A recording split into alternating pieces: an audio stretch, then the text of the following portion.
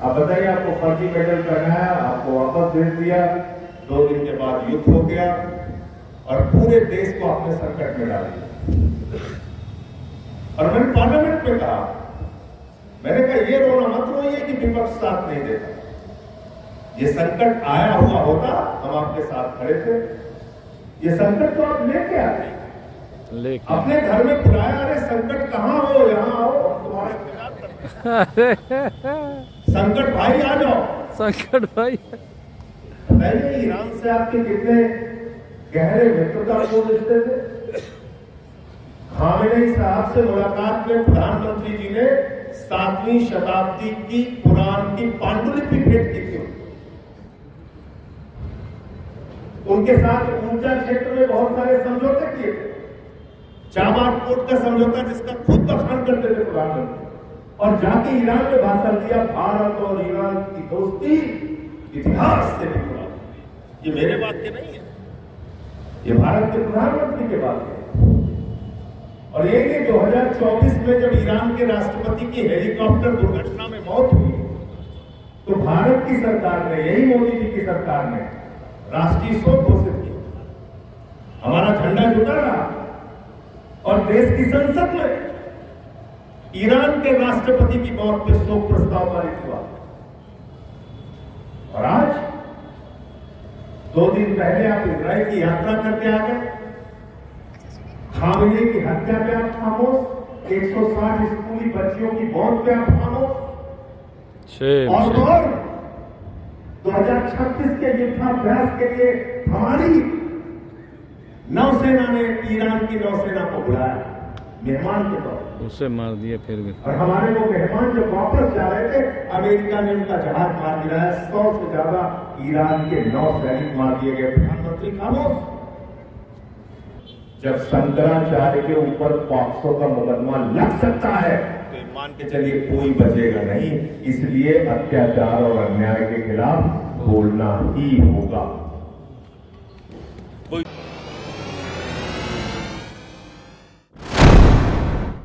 बहुत अच्छे दोस्त हैं, और इमरान खान साहब हमारे यहाँ एक्सीएम थे सुल्तानपुर बिजली विभाग में।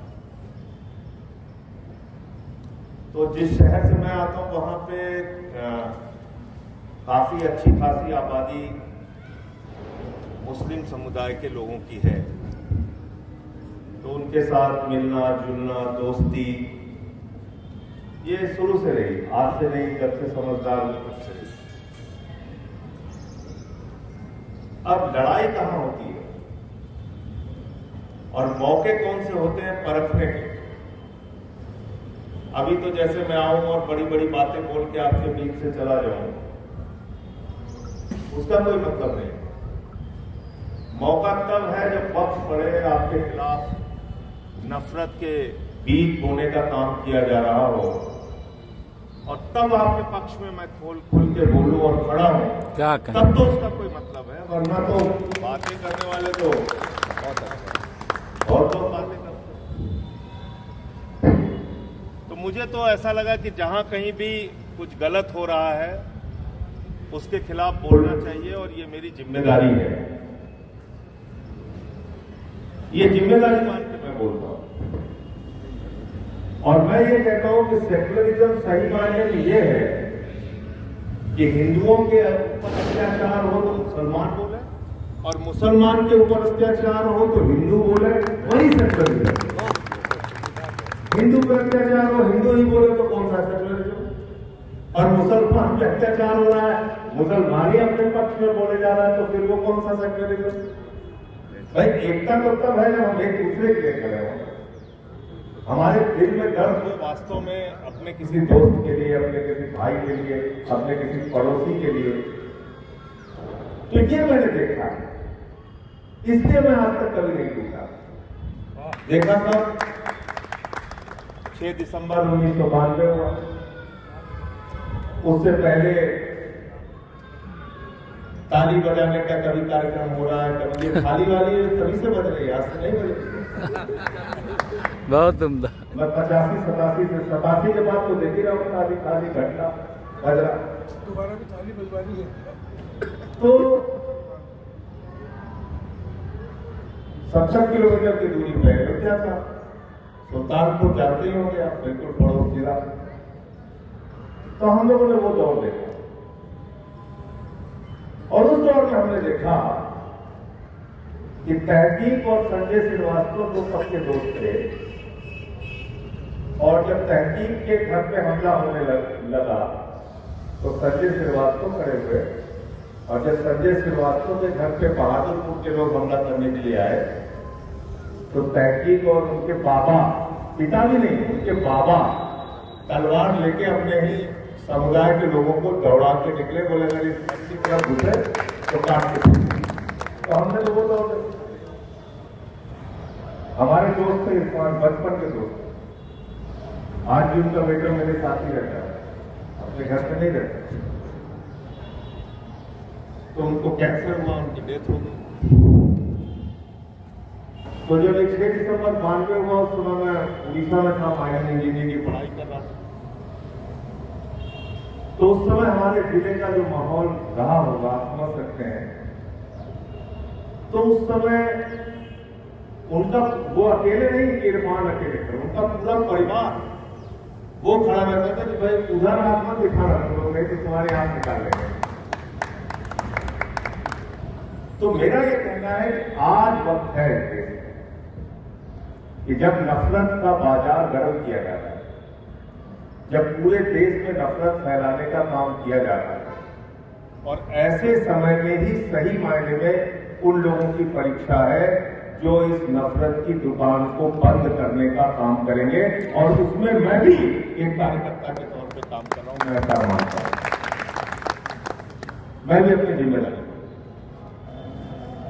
और मामला ज्यादा है नहीं, लड़ाई सिर्फ इतनी है कि हमारी साड़ी तुम्हारी साड़ी से ज्यादा सफेद है, ये झगड़ा। हमारा धर्म ऐसे अच्छा, तुम्हारा धर्म वैसे अच्छा। अब सबका धर्म खतरे में भी पड़ जाता है, मेरा तो आज तक नहीं पड़ा। बोले साहब मस्जिद में चले गए तो धर्म खतरे में, चर्च में चले गए तो खतरे में, गुरुद्वारे में चले गए तो खतरे में, टोपी पहन लिया तो खतरे में, वो जो आप लोग गमछा आता है उसको पहन लिया तो उससे भी धर्म खतरे में। इतना खतरा अगर धर्म को है तो भैया हमें माफ करो। हम इतना खतरा नहीं दे सकते। मैं तो गुरुद्वारे में भी जाता हूँ, मस्जिद में भी जाता हूँ, मंदिर में भी जाता हूँ, चर्च में भी जाता हूँ, और दरगाहों में खुशी खुशी में जाता हूँ। और आपको एक किस्सा होता है, और हिंदुस्तान को समझना है तो ऐसे समझना चाहिए। मैं हजरत वारिस अली साहब की दरगाह पे गया, देवा। तो देवा में मैं मजार में गया और वहां पे हम लोग खड़े हुए थे दरगाह पे। तो कुछ लोग आए, उन्होंने कहा साहब अभी यहाँ पे आरती होगी, थोड़ा सा आप लोग पीछे हो जाइए। तो मैंने कहा यार दरगाह पे आरती होगी, ये क्या मतलब? तो मैंने देखा कि एक बड़ा हिंदू ग्रुप जो हजरत वारिस अली साहब का फॉलोअर ग्रुप था, वो वहां पे आते हैं। तो वो क्या गाए, वो आज तक मुझे याद है कि वारिस तुम ही हो, कन्हैया तुम ही हो, मेरी जीवन नैया के खेवैया तुम। वाह वाह वाह वाह। रचना मेरी लाल है बनमुरारी, करूं वंदना जग के वारिस तुम्हारी। क्या कहने, वाह वाह वाह वाह। तो हिंदुस्तान को समझना तो आपको ऐसे समझना पड़ेगा, यहां बहुत कट्टरता से काम नहीं चलेगा। क्या बात है। और जो कट्टरता की बुनियाद पे देश को बनाने की कोशिश कर रहे हैं, याद रखिएगा कभी भी उस बुनियाद पे हिंदुस्तान नहीं बन सकता है। और बहुत सारी कोशिशें कर लेंगे लोग, तब भी इसमें सफल नहीं होंगे, मेरा पक्का विश्वास है। नहीं बनेगा, क्योंकि यहां के लोग उस सोच के है नहीं। आप जो बनाना चाहते हैं, आप जो बनाना चाहते हैं सोच के लोग नहीं। बहुत सारी संख्या में मुसलमानों की तरफ से लोग निकलेंगे, बहुत सारी संख्या में हिंदू। अगर सारे लोग नफरती तत्व होते हैं, नफरत फैलाने की राजनीति में यकीन रख रहे होते तो आज तो देश ही नहीं बचता। बेशक। लेकिन मुझे खुशी हुई, मैं वक्फ की कमेटी के जेपीसी में था और जब पार्लियामेंट में वोट पड़ी तो 232 वोट वक्फ बिल के खिलाफ पड़ा, जिसमें सिर्फ 24 मुसलमान थे, बाकी सब के सब हिंदू, सिख और ईसाई थे। ये 95 वोट राज्यसभा में वक्फ बिल के खिलाफ पड़ा, जिसमें से 4-5 मुसलमान रहे होंगे, बाकी सब हिंदू थे, सिख थे, ईसाई थे। ये देश की खूबसूरती है। कभी आपकी लड़ाई लड़ने के लिए कपिल सिब्बल खड़े होते हैं, कभी अभिषेक मनु सिंह भी खड़े होते हैं। तो जब तक ये बातें जिंदा हैं, तब तक आप ये मान के चलिए, ये नफरत फैलाने वाले, देश को तोड़ने वाले और बड़ी बड़ी बातें करने वाले हमारे जो महामानव हैं वो कभी सफल नहीं हो पाएंगे। ये तो मैं यकीन के साथ कहना चाहता हूँ। बहुत महामानव। अभी आपने उनकी हालत देख ली। हाँ। कहते थे हम विश्व गुरु हैं, विश्व गुरु। जिनका कोई चेहरे नहीं हो विश्व गुरु बने। और राजीव शुक्ला जी ने अच्छी बात की, तो विश्व गुरु आप ऐसे नहीं बनेंगे। एक बात तो याद रखिए, हिंदुस्तान अगर विश्व गुरु बनेगा तो राष्ट्रपिता महात्मा गांधी के शांति और अहिंसा के बहुत उम्दा, संदेश। बहुत उम्दा। अगर हिंदुस्तान विश्व गुरु बनेगा तो महात्मा गौतम बुद्ध के शांति, प्रेम और अहिंसा के संदेश से विश्व गुरु बनेगा। अगर हिंदुस्तान विश्व गुरु बनेगा तो अमन, चैन और भाईचारे की बुनियाद पर विश्व गुरु बनेगा। आज तो पूरी दुनिया के लिए गांधी का संदेश प्रासंगिक है कि नहीं, आप बताइए। बेशक। आप बताइए, इजराइल को भी गांधी की जरूरत है, अमेरिका को भी गांधी की जरूरत है, हिंदुस्तान को भी गांधी की जरूरत है, पाकिस्तान को भी गांधी की जरूरत है, अफगानिस्तान को भी गांधी की जरूरत है। जहां जहां दुनिया में नफरत फैलाने की कोशिश की जा रही है, हर जगह गांधी के शांति के संदेश की जरूरत है। और इसीलिए जो गांधी ग्राम प्रधान भी नहीं रहा, उस गांधी की 80 देशों में प्रतिमाएं लगी हुई हैं। और जो फर्जी गुरु बने हैं, इनको कोई छोटा सा भी देश पूछने वाला नहीं है। फर्जी मेडल पहना के भेज देते, पता चला ना? हाँ। इजराइल वालों ने पहले बनाया, बोले बेटा पहले मेडल पहन लिया मेडल। बोले कौन सा था? बोले आदेश बना है पुरस्कार। उसके पहले वो पुरस्कार था ही नहीं। इसके बाद किसी को देंगे कि नहीं देंगे? आप बताइए, आपको फर्जी मेडल पहनाया, आपको वापस भेज दिया, 2 दिन के बाद युद्ध हो गया और पूरे देश को आपने संकट में डाल दिया। और मैंने पार्लियामेंट में कहा, मैंने कहा ये रोना मत रोइए कि विपक्ष साथ नहीं देता। ये संकट आया हुआ होता, हम आपके साथ खड़े थे। ये संकट तो आप लेके आते, अपने घर में बुलाया, अरे संकट कहाँ हो, यहाँ आओ, तुम्हारे खिलाफ संकट भाई आ जाओ। संकट भाई। बताइए, ईरान से आपके कितने गहरे मित्रतापूर्ण रिश्ते थे। खामेनेई साहब से मुलाकात में प्रधानमंत्री जी ने 7वीं शताब्दी की कुरान की पांडुलिपि भेंट की थी। उनके साथ ऊर्जा क्षेत्र में बहुत सारे समझौते किए थे। चाबार पोर्ट का समझौता, जिसका खुद बखान करते थे प्रधानमंत्री, और जाके ईरान में भाषण दिया, भारत और ईरान की दोस्ती इतिहास से भी पुरानी। ये मेरे बात के नहीं है, ये भारत के प्रधानमंत्री के बात है। और ये कि 2024 में जब ईरान के राष्ट्रपति की हेलीकॉप्टर दुर्घटना में मौत हुई, तो भारत की सरकार ने, यही मोदी जी की सरकार ने, राष्ट्रीय शोक घोषित किया। हमारा झंडा झुका रहा और देश की संसद में ईरान के राष्ट्रपति की मौत पर शोक प्रस्ताव पारित हुआ। और आज 2 दिन पहले आप इजराइल की यात्रा करके आ गए। खामेनेई की हत्या पे आप खामोश, 160 स्कूली बच्चियों की मौत पे आप खामोश। और 2036 के युद्धाभ्यास के लिए हमारी नौसेना ने ईरान की नौसेना को बुलाया मेहमान के तौर पर। उसे मार दिया फिर भी। और हमारे वो मेहमान जब वापस जा रहे थे, अमेरिका ने उनका जहाज मार गिराया। 100 से ज्यादा ईरान के 9 सैनिक मार दिए गए। प्रधानमंत्री खामोश। 144 करोड़ आबादी वाले देश के प्रधानमंत्री, दुनिया के सबसे बड़े लोकतंत्र के प्रधानमंत्री ऐसी घटनाओं पर खामोश रहते। आप एक शोक संवेदना के शब्द नहीं बोल सकते। स्पेन जैसा देश, यूके, फ्रांस, छोटे छोटे देश, बांग्लादेश, 50 देशों ने जब अपनी शोक संवेदना व्यक्त की, तब हमारे महामानव जागे। उनका हमें भी दुख है। तो ईरान ने कहा ये तो फर्जी वाला है, ये फर्जी वाला है, आप इतना देर कर दिए क्यों? क्यों किया ऐसा इन्होंने? क्योंकि उनको लगा कि हमारा तो फादरलैंड है इजराइल। वो इजराइल तो फादरलैंड वाला इतना ज्यादा मजबूत है कि 2 दिन में ईरान को साफ कर दो, उसके बाद हम मेडल पहन के नाचेंगे।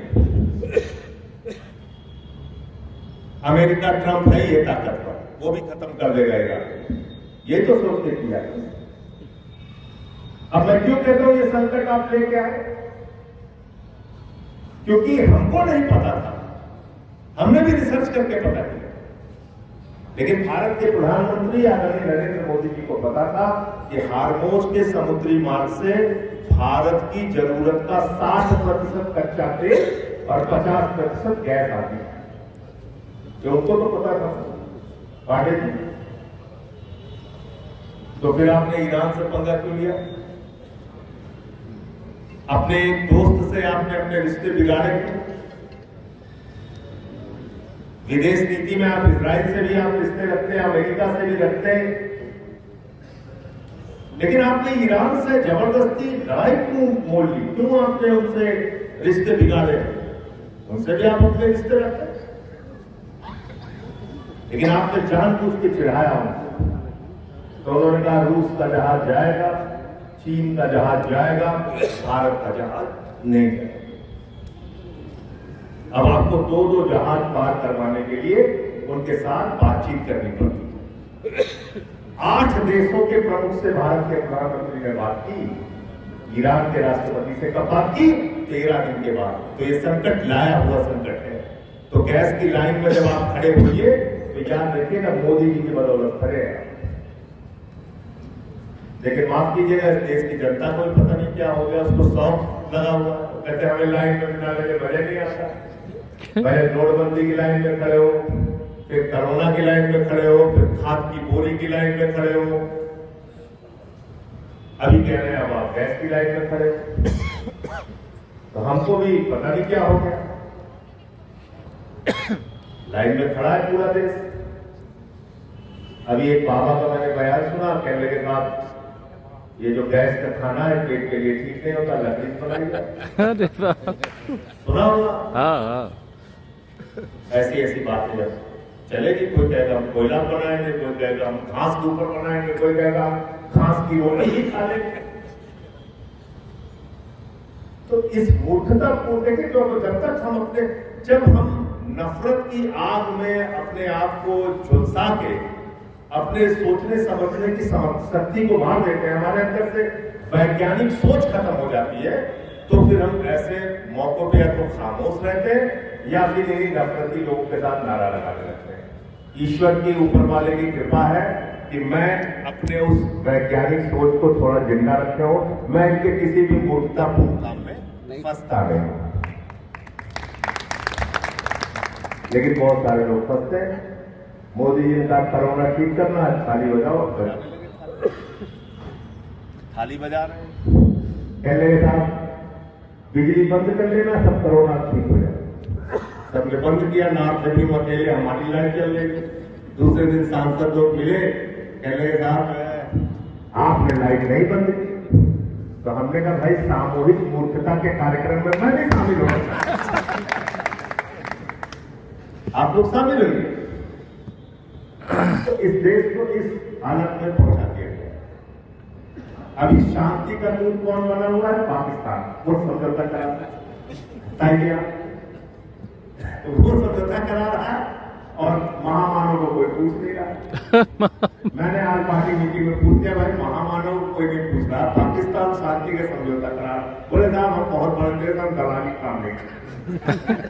तो हमने कहा रूस यूक्रेन से जो आपने युद्ध रुकवाया था, आप कहते हैं आपका दावा है, तो वो दलाली काम था क्या? लेकिन है सब कुछ भी बोलेगा। तो देखिए, मोटी बात तो मुझे ये समझ में आती है कि इंसानियत से बड़ा कोई भी दुनिया का धर्म नहीं है।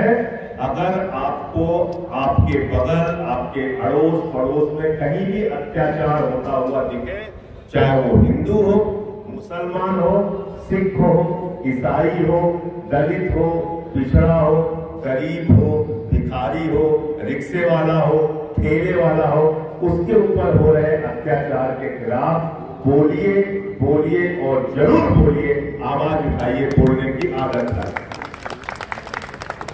और मेरे अंदर ये आदत एक दिन में नहीं आई। मैंने 16 साल तक रेडी पटरी वालों के लिए लड़ाई की। भाई साहब जानते होंगे, नहीं जानते होंगे तो पूछिए। उसमें कौन लोग थे? राइन बिरादरी के लोग, राइन बिरादरी के लोग थे। उसमें कौन थे? सोनकर बिरादरी के लोग थे, निशान बिरादरी के लोग थे। तो हमारी बिरादरी वाले कहते ठाकुर एक लड़कियां हो, तू ये सब करेगा? मतलब ठाकुर हो आप, क्षत्रिय बिरादरी से हो, तो फिर ये इन लोगों के लिए मत कराइए। एक मतलब इस तरह की बातें समाज में है। वो आप लोगों के यहाँ भी है, थोड़ा बहुत है, ज्यादा नहीं है, लेकिन है। ये बीमारी बहुत तेजी से फैलती है, इससे बचना हो। भाई जब अत्याचार हो रहा है, वो किसी के ऊपर हो रहा है, उसके खिलाफ बोलिए, आवाज उठाइए। और अगर आप चुप रहेंगे और ये सोच के चुप रहेंगे कि अरे भाई आज तो इनके ऊपर अत्याचार हो रहा है, तो ये जान लीजिए कोई बचेगा नहीं। जब शंकराचार्य के ऊपर 500 का मुकदमा लग सकता है, तो मान के चलिए कोई बचेगा नहीं। इसलिए अत्याचार और अन्याय के खिलाफ बोलना ही होगा, कोई दूसरा रास्ता नहीं। किसको छोड़ा इन्होंने? अभी आप देखिए, और मैं इस बात को बार बार कहता हूं, ओबीसी के लोगों के आरक्षण का, दलितों के आरक्षण का विरोध किसी मुसलमान ने किया कि भाई इनको आरक्षण नहीं मिलना चाहिए? किसी मुसलमान ने कहा भाई तुम गले में हांडी बांध के चलोगे, हमारे बगल में खाना नहीं खा सकते? नहीं किया ना। किसी मुसलमान ने यूजीसी के खिलाफ आवाज उठाई हो कि साहब ये कानून गलत है, इसमें दलितों पिछड़ों को अधिकार नहीं मिलना चाहिए?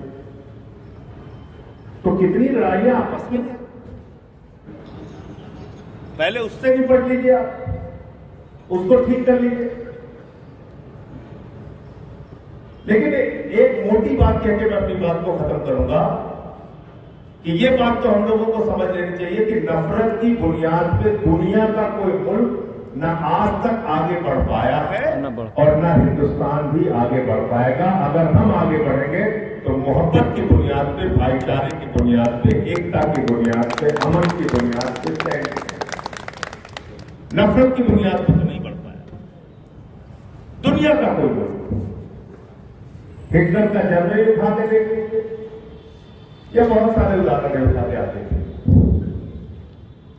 एक परिवार, आप अपने परिवार में अगर 4 भाइयों में नफरत है, वो परिवार खुशहाल नहीं रह सकता, वो मोहल्ला खुशहाल नहीं रह सकता। जहां आपस में एक दूसरे के प्रति नफरत है, एक शहर, एक गांव खुशहाल नहीं रह सकता। प्रदेश और देश तो बहुत दूर दूर की बात। क्या बात। तो मोहब्बत से ही आगे बढ़ेगा देश। और इसमें सूफी संतों का पैगाम बहुत काम का। ढाई आखर प्रेम के पढ़े तो पंडित। बहुत बहुत धन्यवाद, बहुत बहुत शुक्रिया।